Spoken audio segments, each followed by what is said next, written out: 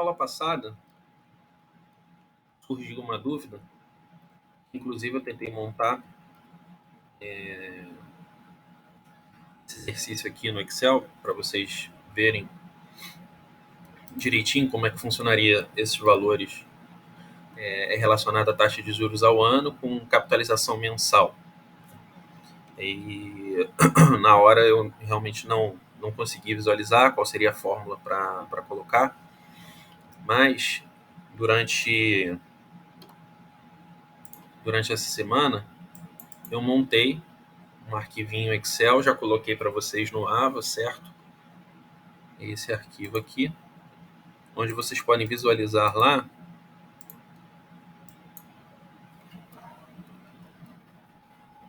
essa tabela,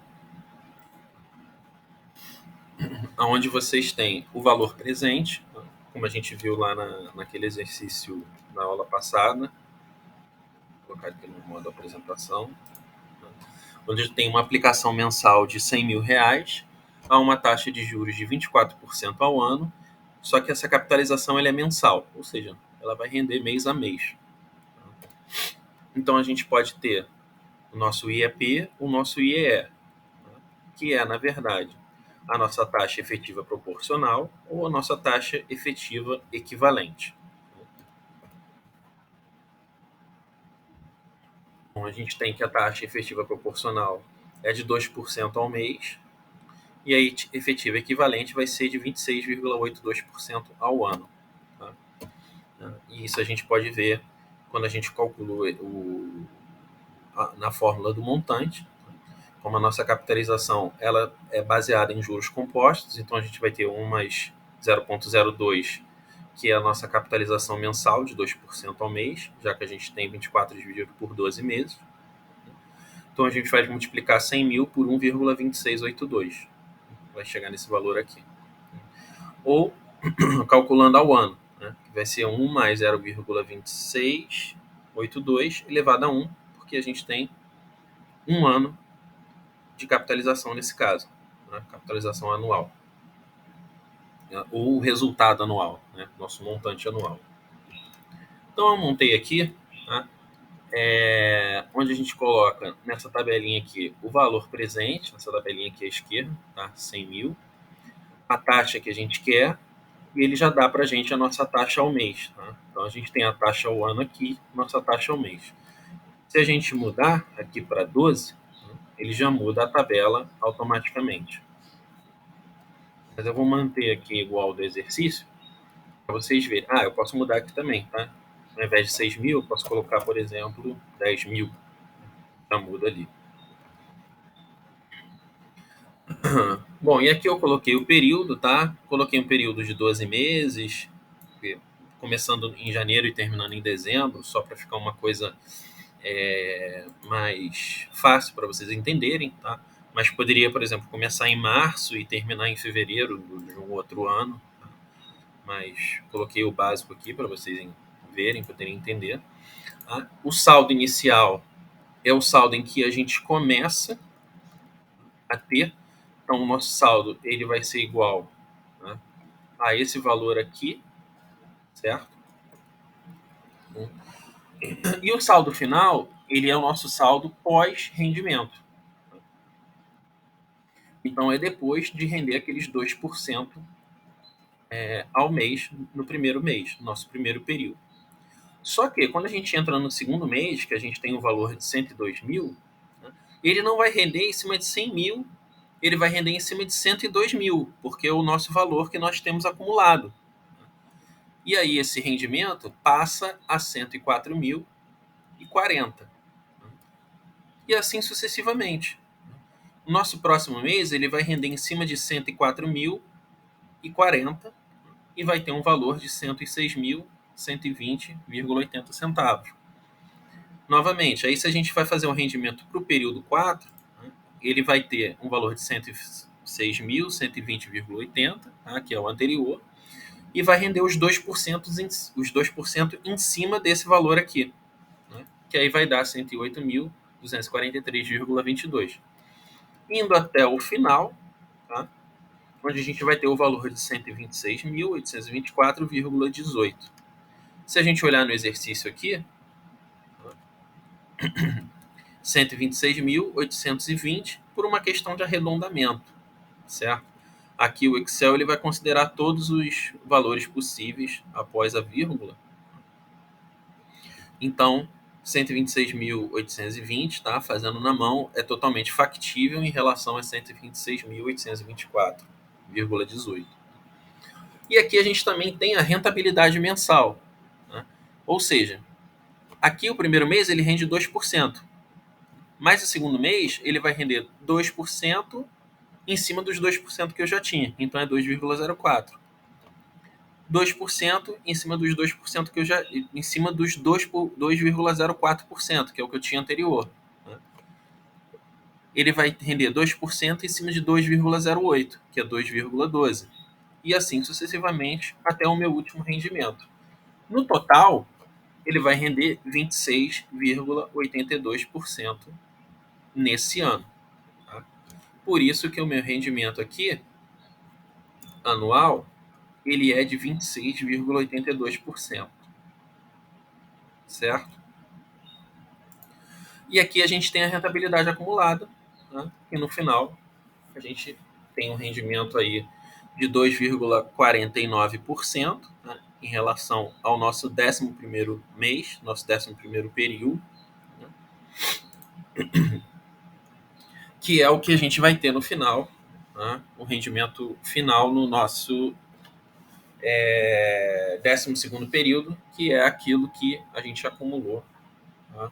Em relação à rentabilidade ao longo do ano. Tá certo? Bom, então essa tabelinha está lá, tá? Eu coloquei aqui como slide 21 e 22, por exemplo. Essa tabela está no AVA, vocês podem baixar e podem brincar com ela aqui, tá? Mudando somente esses dois valores aqui, tá? Valor presente e taxa ao ano. Que ele já calcula aqui a taxa ao mês e te dá os valores todos aqui dentro dessa tabela. Certo?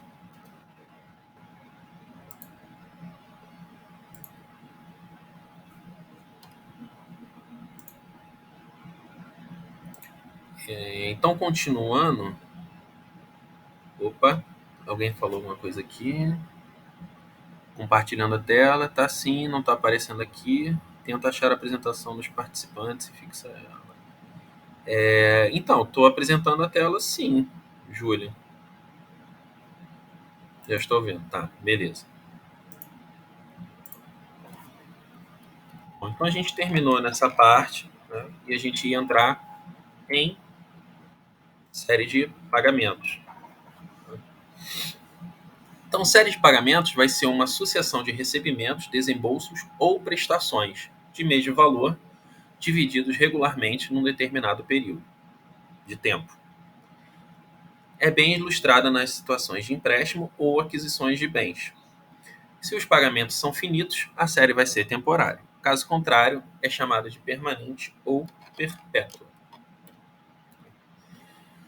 Então, como exemplos, a gente tem o financiamento de um eletrodoméstico, é um caso de série temporária, pois é constante e periódico. Então, se a gente vai numa loja, tá? Tipo Casa de Bahia ou loja americana, e compra uma máquina de lavar, por exemplo, financiado, tá? A gente vai ter um financiamento lá que pode ser feito em 12 vezes, 24 vezes, tá? 36 vezes. Né?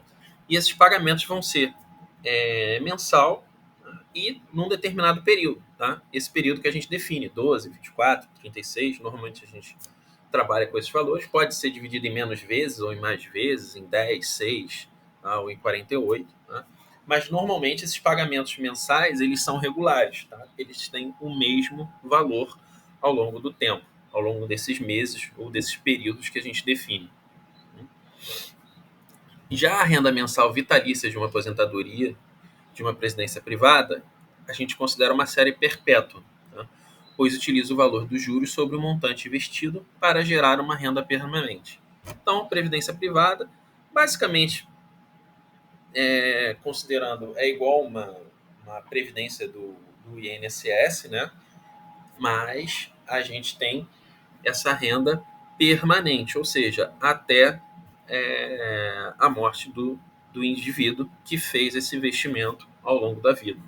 Tá? Então, essa série é chamada de permanente. Apesar dela parar num determinado momento, tá? Que é a morte do indivíduo, o indivíduo recebe esse pagamento até a sua morte, tá?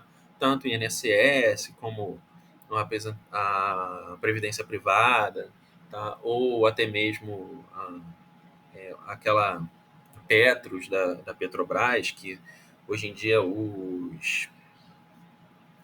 as empresas públicas estão fazendo muito isso, né? Você faz o seu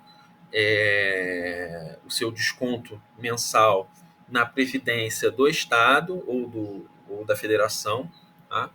E você consegue também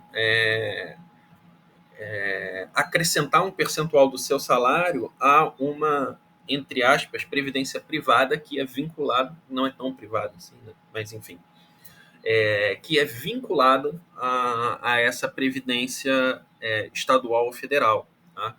Em geral, a federação ou o estado, eles entram com o mesmo percentual que você coloca em cima desse valor.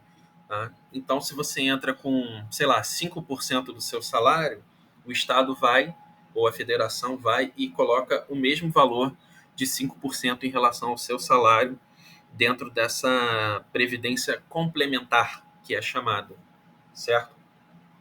Então, se você investe, por exemplo, com R$ 100 nessa previdência complementar, o Estado vai e coloca mais R$ 100. Então, você está entrando com R$ 200 nessa previdência complementar. É metade sua e metade do Estado ou da Federação. Então, a fórmula da série de pagamentos vai ser dada por esta fórmula aqui, tá? Que vai ser o meu valor financiado ou valor presente, né, que é o nosso PV ou VP, tanto faz. Né. Vai ser o PMT, que é o valor das parcelas ou prestações a serem pagas, vezes 1 mais a taxa elevada a n menos 1, sobre 1 mais a taxa de juros elevada a n vezes i. Tá? I, taxa de juros, n, tempo. E se a gente quiser calcular o valor das parcelas ou das prestações, é só a gente jogar o PMT para cá, né? E o PV para lá. Né? E aí faz uma,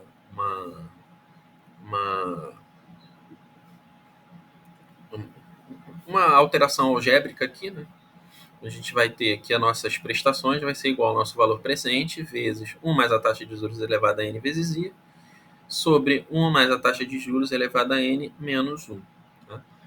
Nosso PV inicial, ele é sempre iniciado no tempo zero, certo? E as prestações são iniciadas no tempo 1. Então, a primeira prestação no tempo 1, a segunda prestação no tempo 2, terceira prestação no tempo 3, e assim sucessivamente até n menos 1 e n. Tá? Considerando essa linha aqui sendo o nosso tempo. Tá certo? Isso, claro, numa série de pagamentos que não seja que não tenha fim, né? Que não seja uma previdência privada ou uma previdência estadual, uma previdência complementar. Né? Bom, aqui o exemplo. Uma pessoa contratou um empréstimo que será pago em 6 prestações mensais, iguais e sucessivas de R$ 230. Sabendo que a taxa de financiamento foi de 4,5% ao mês, determine o valor do empréstimo. Então, o que ele quer aqui é o PMT, né? É o valor das parcelas ou prestações a serem pagas. Então, essa taxa, ela começa em zero, tá? Que é o nosso tempo zero, então o nosso valor presente ele é zero. E aí vem a primeira taxa, que é 230. Tá? A gente entra com 4,5% no tempo 1, depois no tempo 2 com mais 4,5%, no tempo 3 com mais 4,5%, no tempo 4 com mais 4,5%, até o nosso último tempo, né? Que é o tempo 6, recebendo também 4,5% em relação ao tempo 5. Então, o nosso PV, né, nosso valor presente, vai ser... Aliás, eu falei aqui que eu falei que o valor do empréstimo seria a prestação, mas não, tá, gente? Aqui ele está dando a prestação de 230. Tá? O que ele quer é o valor presente. Tá? Qual foi o valor financiado ou o valor presente. O nosso PV vai ser 230, que são o valor das prestações, 1 mais 0,045, que é a nossa taxa, né? Só substituir na fórmula lá, elevado a 6, que é o período de tempo, menos 1. 1 mais a minha taxa, que é 4,5%, elevado a 6, período de tempo, vezes a minha taxa, que é 4,5%. Então, meu valor inicial, tá, investido foi de 1.186,31 centavos de real.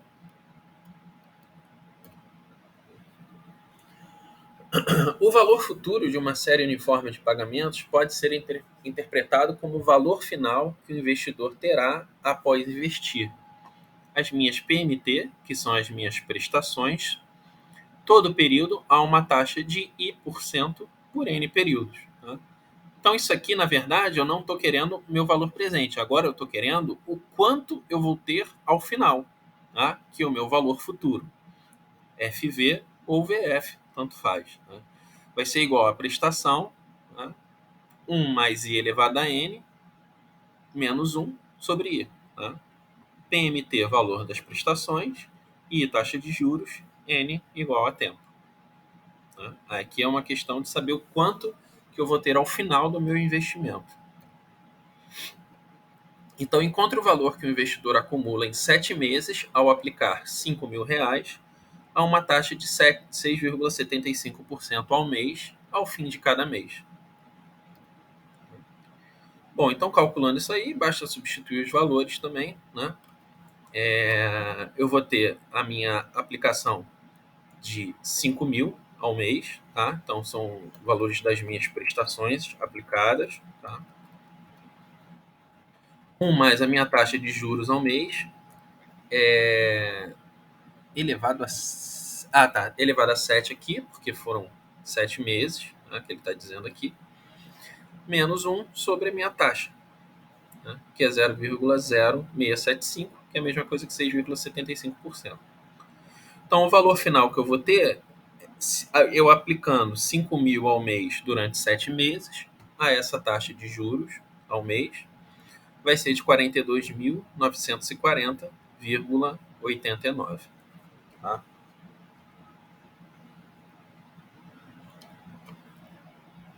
Só olhar se tem alguma pergunta aqui. Se alguém quiser fazer alguma pergunta, botar lá no chat, eu vejo de tempos em tempos, tá bom?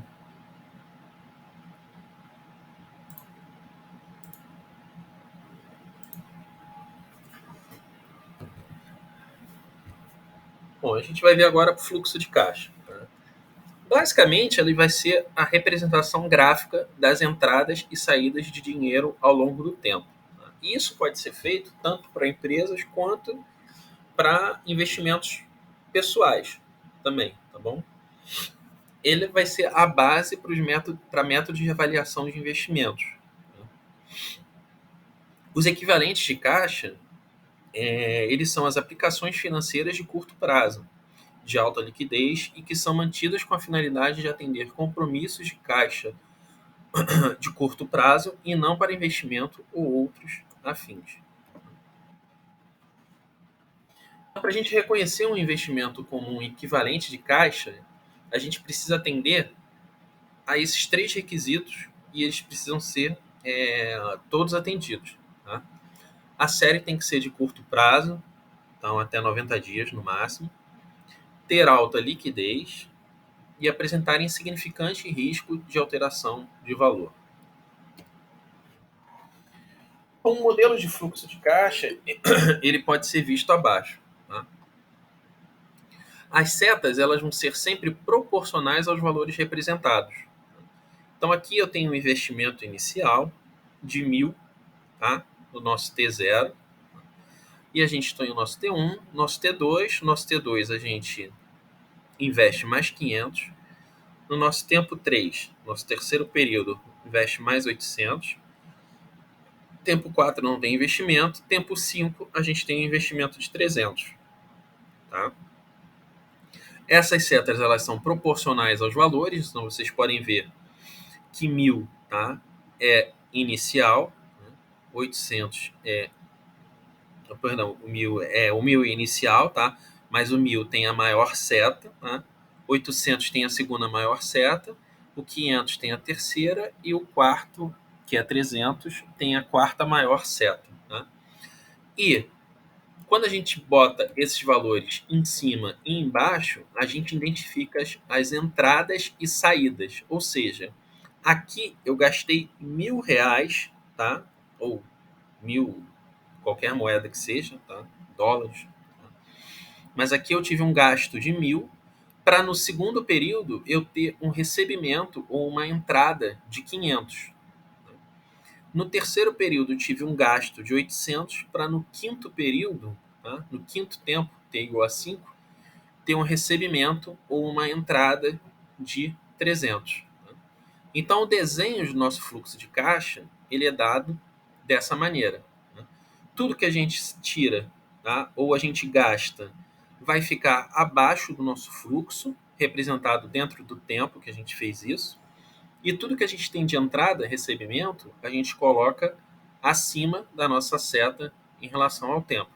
Então vamos supor que eu queira abrir uma barraquinha de churrasquinho. Então eu vou gastar R$ 1.000 iniciais para abrir essa barraquinha. Tá? No tempo 1, eu não tive recebimento nenhum. No tempo 2, eu tive uma entrada de 500. Tá? Eu não tive recebimento, mas eu não tive gastos também. Tá? Eu meio que fiquei no 0 a 0 no tempo 1. No tempo 2, eu já tive um lucro de 500.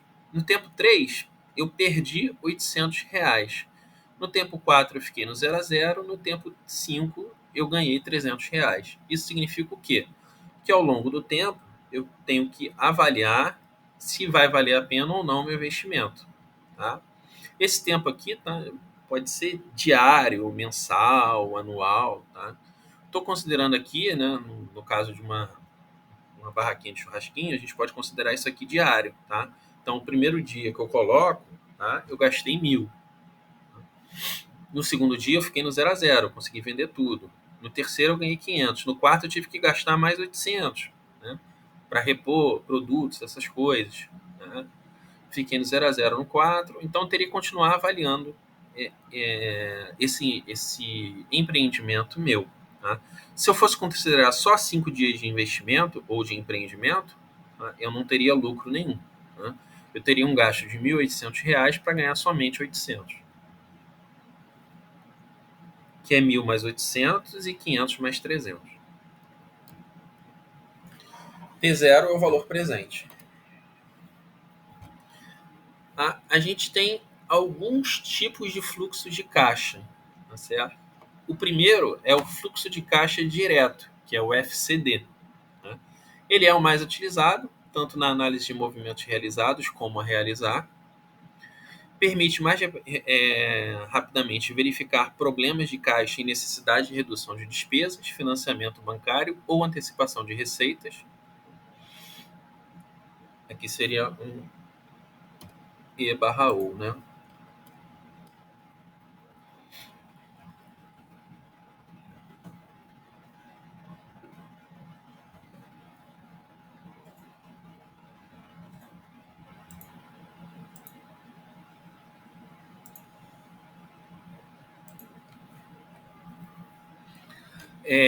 No FCD, né, o fluxo de caixa direto, a origem, a gente tem que informar a origem e o uso, né, que é a aplicação desse capital. Né?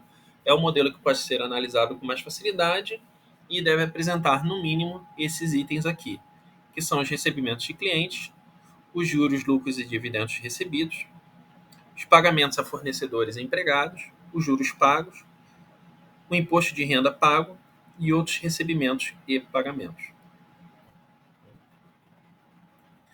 A gente também tem o fluxo de caixa indireto, que é o FCI, que a gente só baseia no lucro e no prejuízo encontrados na nossa demonstração do resultado do exercício, que é a DRE, com ênfase no aspecto fiscal. Opa, pode falar? Desculpa te cortar. É que eu não entendi o fluxo de caixa direto. Deixa eu ver aqui. A gente vai ter... não, a gente vai ter só a equivalência. Tá? A gente tem 3 tipos, né? Que é o fluxo de caixa direto, depois tem o fluxo de caixa projetado. Bom, vamos lá.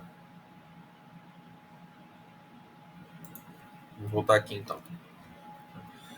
Para o fluxo de caixa ser direto, tá, a gente precisa ter todos esses itens aqui. Basicamente, o nosso fluxo de caixa direto, a gente tem que colocar todos os itens. Esse item está bastante entre aspas, do que a gente está fazendo e recebendo e gastando dentro desse nosso fluxo de caixa. Tá? O indireto, ele é somente o movimento inicial e final. Tá? No direto, a gente tem que colocar tudo. Né? A gente tem que colocar o quanto a gente investiu, o quanto que a gente recebe mês a mês, tá? O quanto que a gente tem de juros, lucros e dividendos. Né? A gente tem que colocar quanto que a gente paga a fornecedores e empregados. Basicamente, é esse exemplo que eu dei aqui anteriormente. É como se a gente tivesse só 5 períodos, tá? E a gente tivesse isso aqui. Eu coloquei tudo de entrada e saída. A diferença para o fluxo de caixa indireto... inclusive, a gente tem que colocar o imposto de renda e outros recebimentos e pagamentos que a gente tenha aleatoriamente, tá? Ao longo desse fluxo. Tá? Então, qualquer real... Então, oi. O direto ele é mais detalhado, né? Isso. Ele é um fluxo de caixa detalhado. Poderíamos substituir esse D de direto por detalhado. Então, qualquer real que a gente tenha nessa linha aqui, qualquer valor, né, real, seja real ou dólar ou euro, a gente tem que colocar na nossa linha do fluxo de caixa direto. Tá? A gente informa tudo que a gente fez ao longo do período ou que a gente recebeu ou gastou. Tá certo? Deu para entender? Entendi. Tá? Como a colega falou, então no caso ele só é mais detalhado do que o outro. Sim. Ele não deixa de ser como é que fala? Aqui no caso o outro só vai ser como ganho e perda. Tipo isso? O indireto, a gente só entra no... É como se fosse só o início e o fim, tá? Esse fluxo de caixa indireto. O fluxo direto, por exemplo, Entendi. se a gente... Quanto que eu gastei, o quanto que eu ganhei. Esse é o indireto, esse é o indireto. Entendi. O direto, ele já vai falar... Entendi. O direto entra tudo, inclusive se você teve juros, tá? Se você conseguiu alguns juros. Por exemplo, se eu fiz uma aplicação financeira e eu tive, vamos supor que o juro seja trimestral, tá? Então a cada trimestre eu tenho aqueles juros a receber, tá? Então a cada 3 meses eu tenho que colocar aqueles juros dentro do meu fluxo de caixa. Tá? O fluxo de caixa indireto, ele seria um fluxo de caixa resumido, entre aspas. Entendi. Eu tinha visto uma pessoa falar disso. Acho que foi a Natália Arcuri. Ela falando sobre o fluxo de caixa, ela não especifica se era direto ou indireto, mas pelo que você está me falando, é o indireto. Eu estava entendendo o que ela queria dizer, porque eu não sabia de qual fluxo de caixa ela estava falando. O direto, ele é super detalhado. Ele vai ter tudo que você vai ter ali de entrada e saída, entendeu? Então, por isso que ele tem que apresentar, no mínimo, esses itens aqui, tá? Juros pagos, imposto de renda pago. No caso é que o direto ele não seria só, tipo... Os dois você vai colocar todos os gastos, só que o direto você vai colocar todos os gastos, mas especificando exatamente com que gastou. Também. Pode ser. Pode ser. Porque, assim, o fluxo de caixa ele pode ser muito pessoal também, né? Porque quando você faz um fluxo de caixa, seja para investimento, seja para empreendimento, né? Muitas vezes as pessoas querem saber o que investiu e o que ganhou, né? Só que no fluxo de caixa direto, você tem que colocar todos esses itens aqui. Então, por exemplo, se você pegou no seu empreendimento, tá? Pegou R$500 do seu empreendimento lá, aqui, tá? Vamos supor. Se esses R$ 500 aqui ele não é para, vamos supor, para investimento no empreendimento, é para, sei lá, esses R$ 500 que entrou, ele é para você investir, não na sua empresa, no seu empreendimento, mas num fundo de investimento, tá?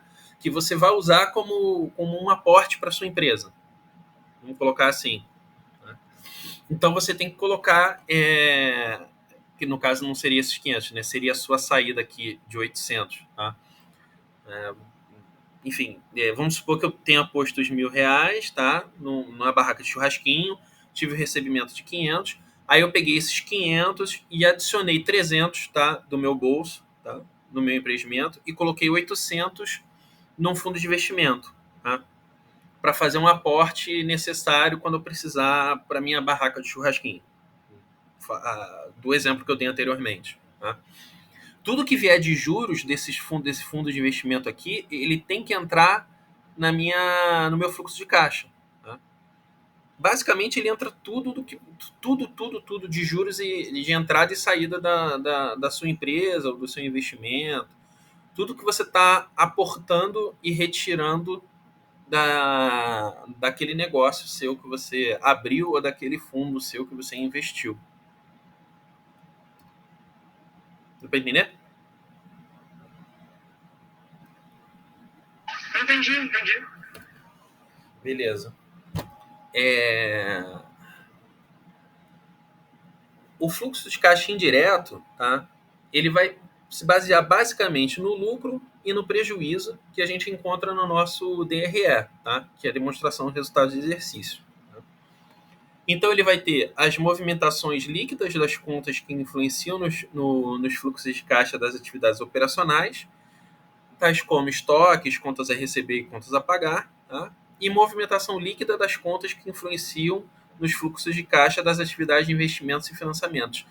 Deu para entender que aqui ele trabalha só com valor líquido e que aqui a gente tem que inserir também, por exemplo, seria o nosso valor bruto, tá? Depois é que a gente vai especificar juros, imposto de renda e recebimentos e pagamentos, tá?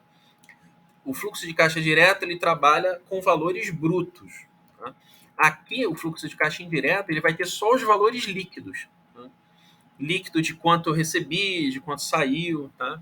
E é basicamente baseado no lucro e no prejuízo. Tomou de prejuízo, o que não tomou, o que teve de lucro, o que não teve. Exatamente. É só um resumo, né? Exatamente, como se fosse um fluxo de caixa, entre aspas, resumido. Tá? Aqui a gente coloca tudo, né? Imposto de renda, qual foi o valor do imposto de renda? Aqui não, aqui a gente só diz aqui, saída, sei lá, R$ 5 de imposto de renda. Não precisa especificar que foi imposto de renda, entendeu? Naquele mês a gente pode colocar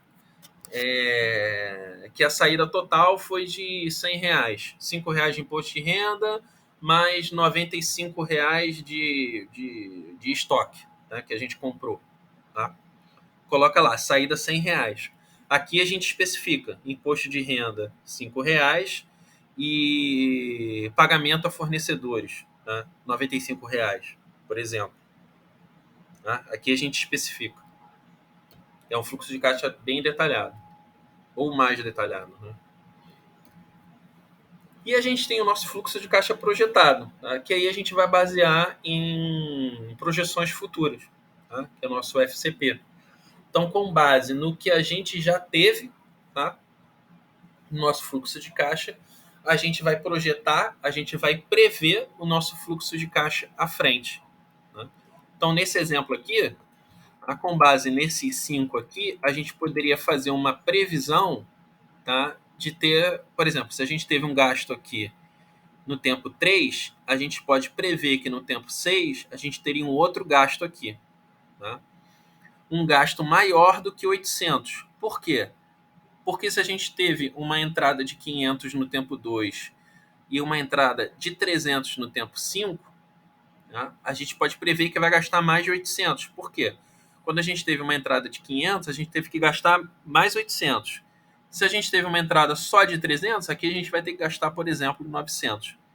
esse seria o nosso fluxo de caixa projetado. Tá? Então, o projetado seria aqui para o tempo 6, tempo 7, tempo 8, tempo 9 e por aí vai. Tá? Claro que aqui eu estou com um período muito pequeno de tempo, tá, gente? Eu estou fazendo uma projeção aqui até de cabeça, tá? Só como exemplo. Para a gente fazer um fluxo de caixa projetado, a gente precisa de um tempo maior aqui. Tá?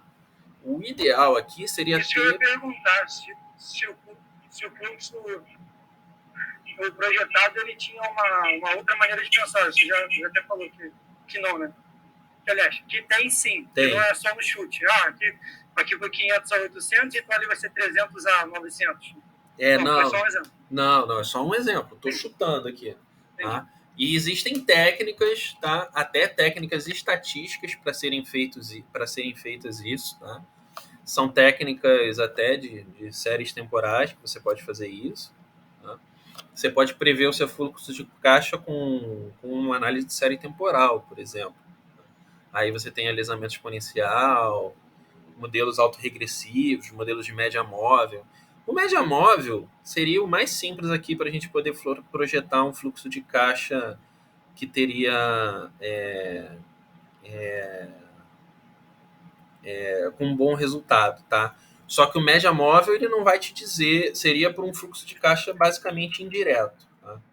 Para o fluxo de caixa direto, aí são outras opções. Oi.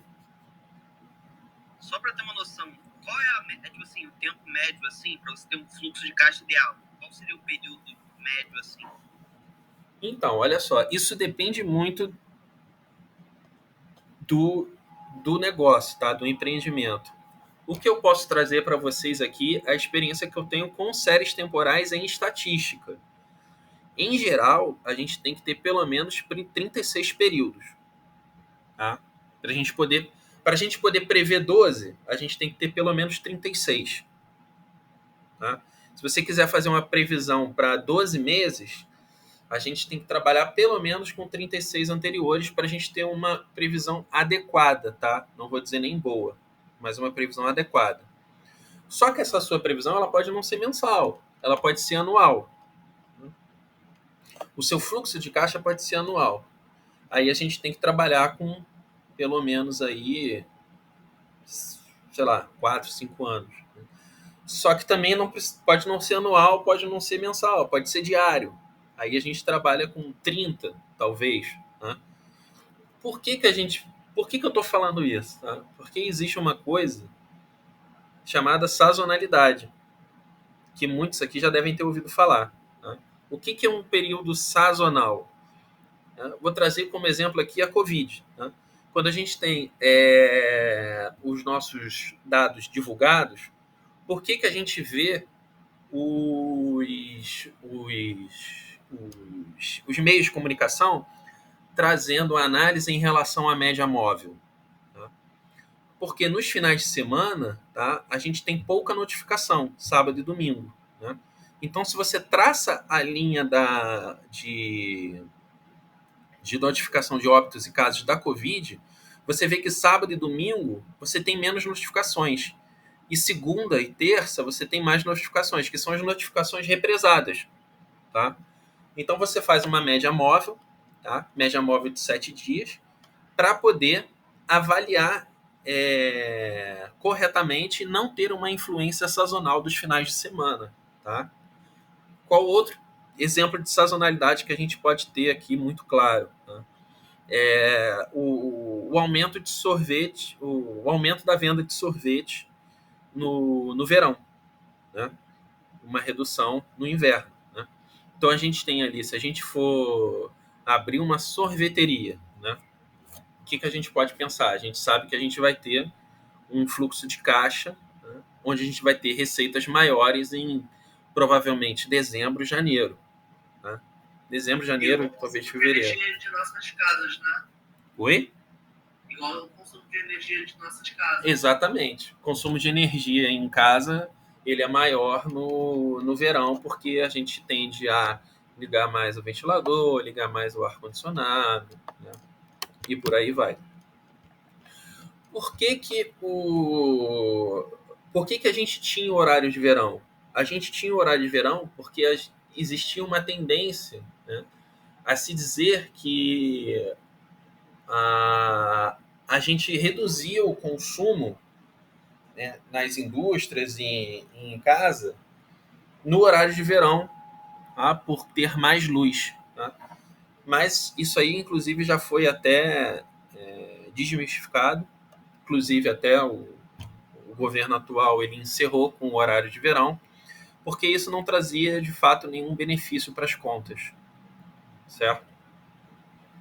Existia esse mito, né, de que o horário de verão fazia as pessoas gastarem menos energia. Né? Mas, enfim, com base no histórico, né, já foi visto que isso era, de fato, um mito, e aí se encerrou o horário de verão. E aí, para a gente fazer esse fluxo de caixa projetado, não é de qualquer maneira, né? E existem métodos que a gente pode fazer isso, tá? No qual eu até posso trazer para vocês um aqui, alguns, tá? Não vai dar para a gente entrar muito a fundo, obviamente, mas até o de média móvel, que seria um fluxo de caixa projetado até bastante razoável, tá? Eu posso trazer aqui para vocês, que é bem simples de fazer. É puxar a média de períodos anteriores, que você queira saber. Tá? Mas isso aí a gente pode conversar mais para frente também. Bom, então o fluxo de caixa projetado, já diz o nome, baseado em projeções. Tá? Então você vai prever investimentos em relação a receitas, tá? Aplicações de rendimento, tá? Gastos que você tenha com fornecedores, clientes e empregados, e por aí vai. Tá? Então você pode fazer esse fluxo de caixa. Tá? E temos também o fluxo de caixa descontado, tá? Que ele vai servir para medir o tempo de retorno do capital investido numa empresa e também para a avaliação das empresas, quando ocorre a venda ou fusão de negócios. Tá? Ele traduz a projeção da quantidade de recursos que são gerados pela empresa no futuro. A isso soma-se o seu valor estimado nos dias atuais. Depois disso, a gente subtrai o tempo e o risco associado a essa estimativa. Isso aqui já é mais complicadinho de fazer, tá? Porque você tem que fazer um valuation da sua empresa, tá? Eu vou até trazer esses termos aqui um pouco mais à frente, tá? Mas você tem que fazer o valor da sua empresa ou da empresa que você quer investir naquele momento, tá? Inclusive, isso é utilizado em análise fundamentalista de investimentos, tá? No mercado de capitais e no mercado de ações também, né? E quanto que ela pode valer no futuro.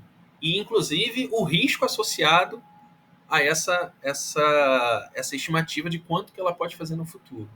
Tá? Isso aqui já é uma coisa bem mais complicada de fazer. Eu confesso que, assim, para fazer um negócio desse aqui, eu teria que estudar um pouquinho a mais por fora, porque não é uma coisa simples de se fazer, tá, para qualquer empresa. Tá? Mas a gente pode aqui trazer como exemplo, se o governo fosse vender a Petrobras. Tá? Se for fazer a Petrobras, vender a Petrobras, que hoje em dia já é até uma economia de capital misto, né, uma empresa de capital misto, a gente teria que ter o valor atual, tá?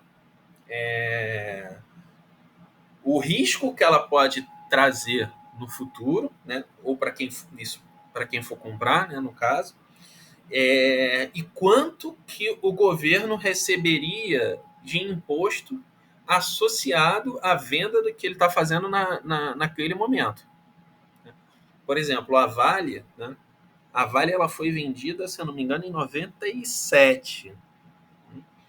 Foi vendida por um valor que muitos consideram irrisório. Tá? Só que existem alguns estudos que mostraram que o governo já ganhou mais com impostos, né, em relação à venda da Vale do que se ela tivesse vendido pelo valor que deveria ser vendido na época, tá? Enfim, isso aí é uma coisa, eu confesso para vocês que é bem mais complicado, né? Não é uma coisa simples, tá? Eu até trouxe um tema aqui polêmico, né, que seria venda de empresas estatais, né? Onde isso tem que ser muito pensado, né, muito bem articulado, porque não é uma coisa simples de se fazer.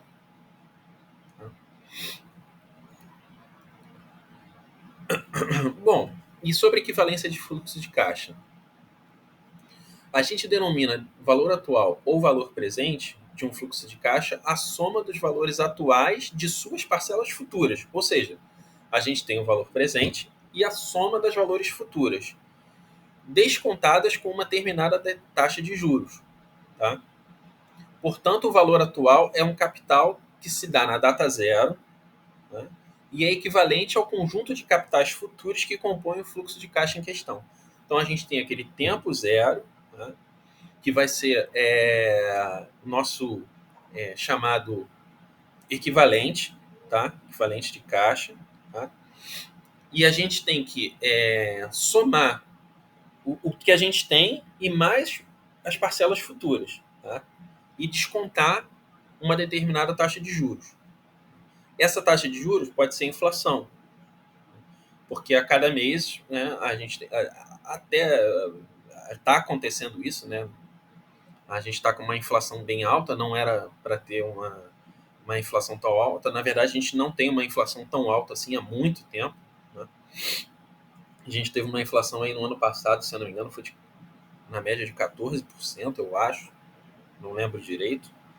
Não, perdão, da 14% ou 10%, não lembro. Mas foi bem alto, né? Onde a gente tinha inflações muito menores, né? E a gente tem que fazer isso tudo equivalente a uma taxa de juros. Normalmente, a taxa de juros mais adequada, quando você tem um investimento ou um empreendimento, seria a taxa da inflação, né? Porque a gente tem que saber o quanto de dinheiro que a gente tem que a gente vai perder no futuro em relação ao tempo, em relação à inflação.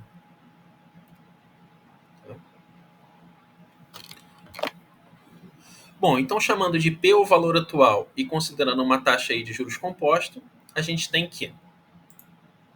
Tá? Temos lá o nosso tempo zero, tá? Nosso P aqui. Né? Nosso tempo zero, tá? Período zero. Né? Então é o nosso C0, mais o nosso C1, que vai ser o nosso capital 1, dividido pela minha taxa de juros elevada, 1 mais a taxa de juros, né? Elevado a 1, que é o nosso período. Tá? Mais o nosso capital no tempo 2, dividido sobre 1 mais os juros, elevado ao nosso período, tá? Que é 2. E assim sucessivamente até a nosso capital no tempo N, tá? Sobre 1 mais nossa taxa de juros elevada ao período N. Tá? Sendo que P é o valor que a gente tem, que a gente pode chamar de valor presente, o valor atual, em relação ao nosso investimento ou ao nosso empreendimento. Tá? E essa fórmula aqui pode ser escrita dessa fórmula aqui também, tá? Só joguei esse 1 mais I para cima, né? Então, quando joga para cima, fica elevado a menos 1. Tá? 1 sobre algo elevado a N fica 1 sobre... fica a mesma coisa que esse algo elevado a menos N. Tá certo?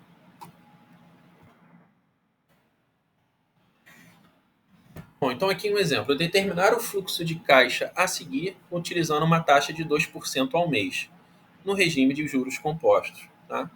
Então é bem simples. A gente vai pegar isso aqui e vai fazer um somatório, né? Nosso C0, ele vai ser 500, tá? Então a gente vai somar mais 300 elevado a 1 mais 0,02 elevado a 1. Mais 600 mais 1,002 elevado a 2. Mais 800, 1 mais 002 elevado a 3. Mais 400, 1 mais 002 elevado a 4. Tá?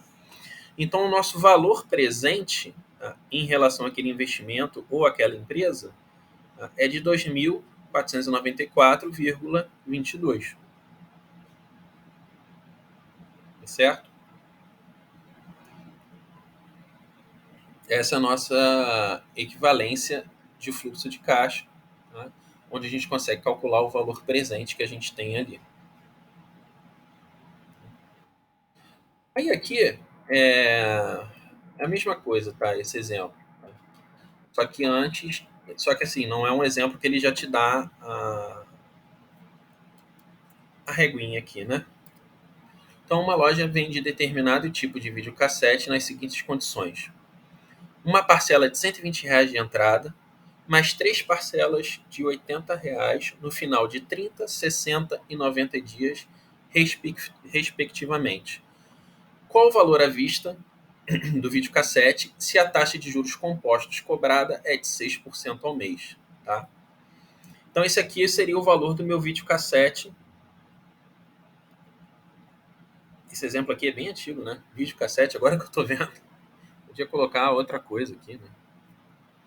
Enfim. Qual vai ser o valor à vista desse videocassete se a taxa de juros vai ser de 6% ao mês? Tá? Então, desenhando a nossa linha do tempo aqui, né, nós vamos ter nosso período 0, que é a nossa entrada de R$ 120, tá? Períodos 1, 2 e 3, tá? Com parcelas iguais de R$ 80, tá? No final de 3 meses. Tá? Então, nosso valor presente, tá? Só substituir na fórmula: 120 mais 80 sobre 1 mais 0,06 elevado a 1, tá? Até o acumulado lá. Então, o valor presente do nosso videocassete, ou o quanto a gente vai gastar nesse videocassete no total, é de R$ 333,84. Tá?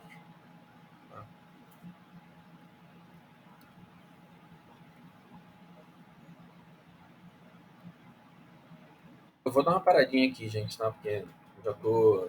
Queria terminar essa parte de equivalência de fluxo de caixa, mas ainda tem mais coisa aqui pra gente ver. Eu vou dar uma paradinha aqui, que eu já tô há mais de 40 minutos, se eu não me engano, falando. Não, tô mais de 50.